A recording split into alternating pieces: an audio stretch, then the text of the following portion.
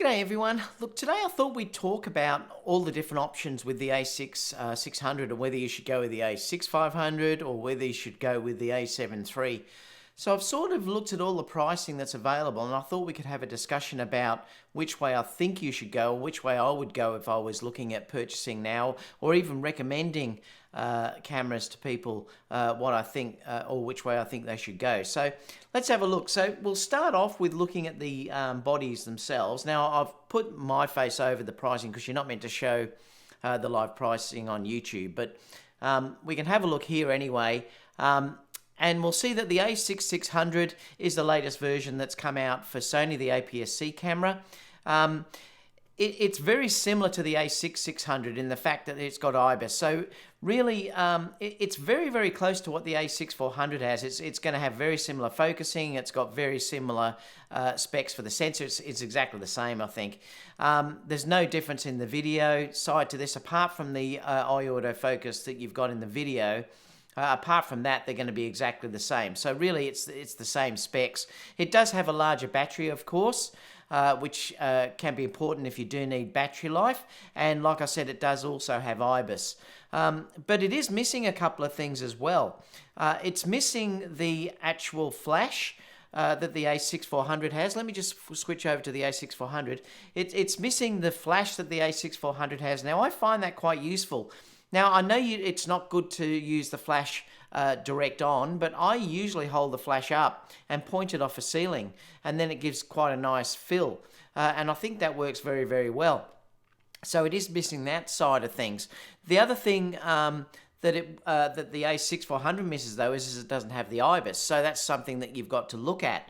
And I'm going to bring up the prices where we'll go through this very soon, and we can sort of have a discussion about it then, where it all fits in. So I suppose if you're looking at it, the main difference here is that you're lacking IBIS in the a6400, and you're lacking the larger battery, and also you're lacking the eye autofocus in video.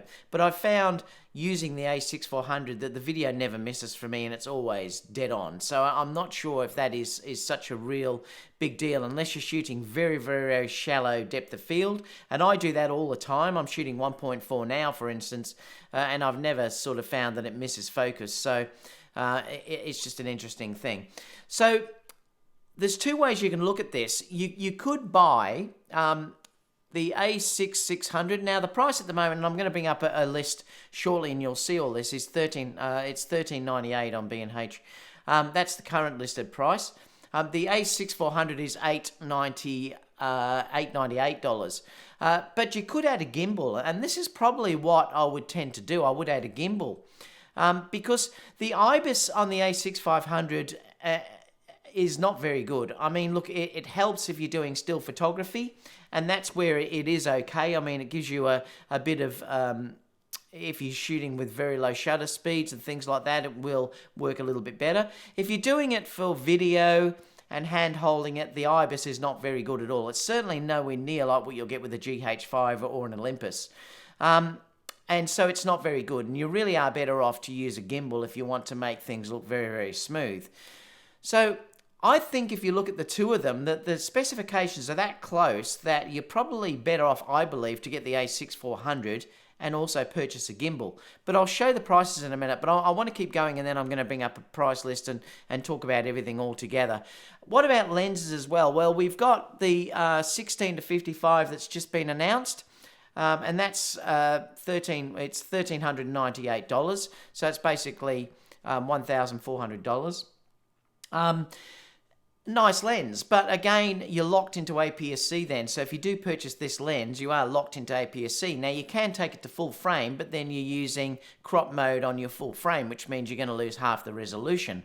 That's okay if you're using an R4, but if you're using anything else than that, the resolution starts to get compromised. So you're probably really better off, I believe, to stick with full frame lenses. And like I said, a lens that we could look at for that was the Tamron 28 to 75, which is way cheaper than that. I mean, we're looking at the Tamron 28 to 75 is only $879. So, you know, it's drastically cheaper. So that's an interesting thing as well. And why I was thinking about this was that you've also got the A7 III in the mix as well. Now, the A7 III is an amazing camera. You've made a massive step up here, and you're dealing with a camera that's below $2,000. And you've now gone full frame. Focusing is very, very similar to what you would get in an a6400 or the a6600. So that in itself is not really going to matter that much, I don't think. I've never had anyone complain, or I've never ever noticed with the a7 III that it's missed focus. I mean, look, it may not be quite as good as my A9, but it's certainly amazing in the autofocus. And, you know, I've never taken shots where I think, oh, I could have had better than that. So I think it's just wonderful in that list. So I thought we'd look at everything together, and then we can sort of discuss it that way when you're looking at prices about how much these things cost. So let me open up this, because I thought this is quite interesting to look at this way. The Sony a6600 is $13.98. Now that obviously has IBIS in it. It has the larger battery, but if you're like me, I've already got stacks of batteries for the previous a6400 anyway. So it doesn't bother me anymore. And now that I've used the a6400 quite a lot, they have improved the battery life substantially compared to what it used to be in the a6500. Having IBIS in that camera, initially I was really angry that they didn't put IBIS in that camera, but since I've had it, and I'm now using it with the gimbal, I've found that I love it. It's got the same fold-up screen what the a6600 does. It just lacks the larger battery and it lacks the IBIS. So what I'm probably suggesting here is that you can get something like the Crane, and I've just picked a gimbal here.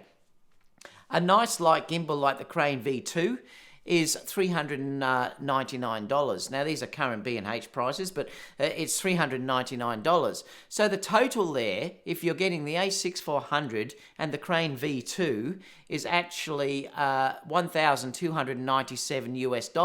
So you're saving $101 by buying the a6400 and getting a Crane V2. Now, the advantage is here, if you were doing this, I'm talking about Fusion here, or if you were doing hybrid, which is a mix of stills and video. So looking at that, I would recommend someone to get the a6400 and the Crane V2, which will give you much better video footage, and you're still saving $101.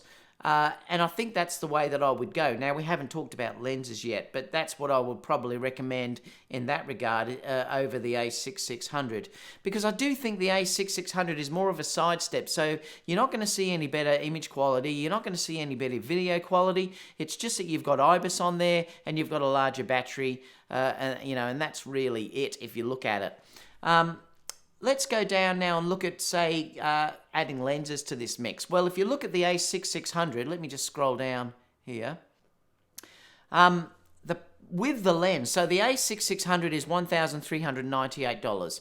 The Sony 16 to 55 2.8 is $1,398 as well. So they're the same price, which is interesting. So the total on that is $2,796. So that's interesting. Now, if you look at the a7 III here, the a7 III is $1,998. The Tamron 28 to 75 2.8 lens is $879. So the total there that you're paying is $2,877.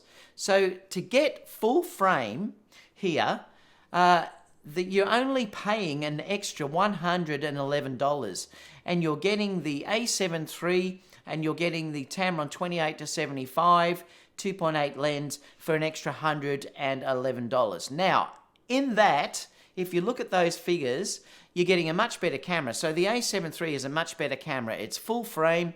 You've got dual card slots. The autofocus is incredible. You've got really everything that you need on that camera. Yes, it doesn't have a flip-up screen, but it's got IBIS in it. And like I said, it's certainly a much more professional camera. Dealing with you've just got dual card slots alone, I think is worth paying for.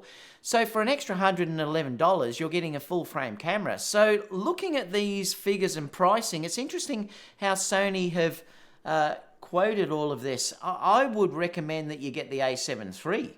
I would definitely recommend that you get the a7 III over the a6600 unless you really desperately need crop and you need that reach. So we're really in an interesting scenario. So looking at all of these figures, I think overall, if you're after the APS-C, I think you're best to get the a6400 and get something like the Crane M gimbal, the version 2. You'll get much better footage if you're after stabilized footage. I mean, if you're just doing stills photography, well then you may be better to get the a6600 if you do want that stabilization.